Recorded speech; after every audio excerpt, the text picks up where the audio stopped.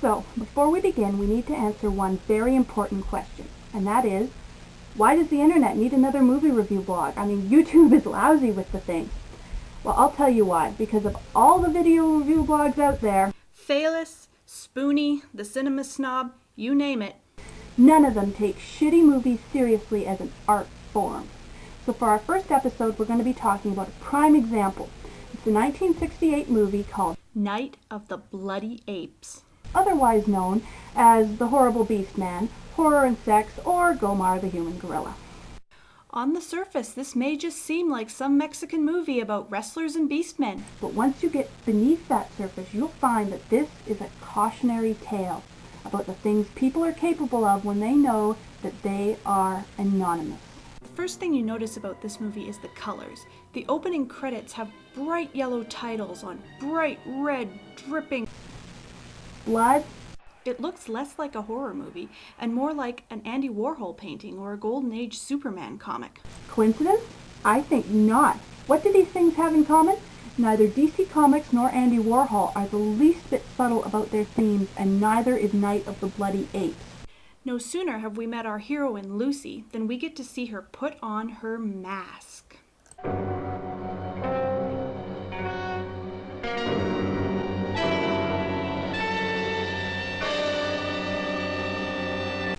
Clearly, donning a mask and therefore becoming anonymous is a very ominous thing in this movie's universe. Let's see some more.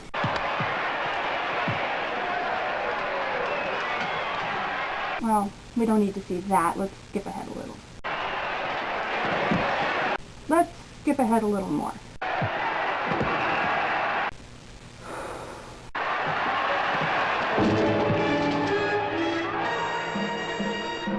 Ah, did you see that? Something happened. This woman's been hurt. Someone call a doctor. But I feel I'm to blame. And why are you to blame? It was an accident. The risk is there for anyone who decides to be a wrestler. This scene just drives the point home. Injuring her opponent is something Lucy would never have done outside the ring. That is, without her mask. She fears that the donning of a mask, the assumption of an alternate identity, has turned her into a monster. So when next she fights...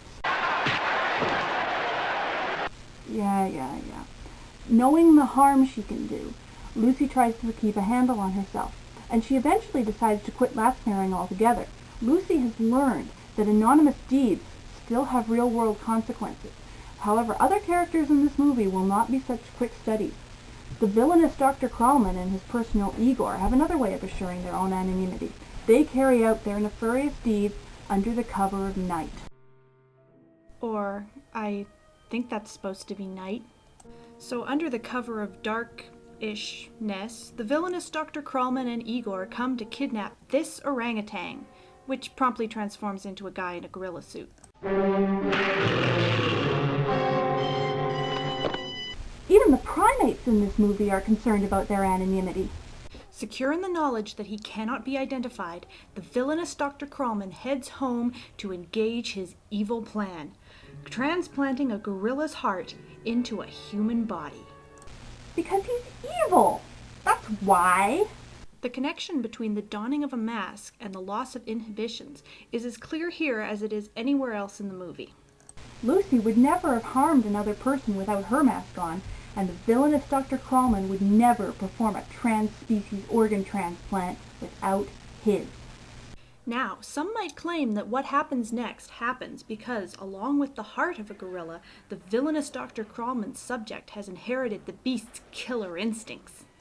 But those of us with a little more education and a little bit of background in literary criticism, we know, first of all, that gorillas are really very gentle creatures, and secondly, we can recognize the thread of anonymous deeds running throughout the movie. So, having donned this dollar store Neanderthal mask, Look at that thing. if we're going to believe that's his real face, we might as well believe Lucy actually transforms into a demon when she wrestles.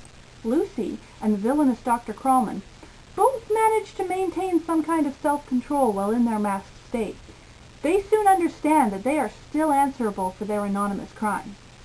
This guy, however, feels free to go out and commit whatever unspeakable acts he likes, secure in the knowledge that if no one can identify him, he will not be held responsible. off he goes into the night. It really is night this time. To rape, kill, and steal candy from adorable little children, all while clad only in pajama bottoms and socks. As is usual in these Frankenstein sorts of movies, it is the monster who is the true tragic hero of the piece. If Lucy and the villainous Dr. Krallman are the sort of people who anonymize and troll once to get revenge on someone who once left a bad review on their Sailor Moon fanfiction, this guy is that hacker in every high-tech thriller ever who hacked NORAD so he can play Pong with missiles. He dies never understanding that if you kill someone anonymously... The dude's still dead, dude. What we have here is a movie far, far ahead of its time. This movie proposed John Gabriel's greater internet fuckwad theory in 1968, when most of the potential fuckwads wouldn't get online for another 20 years.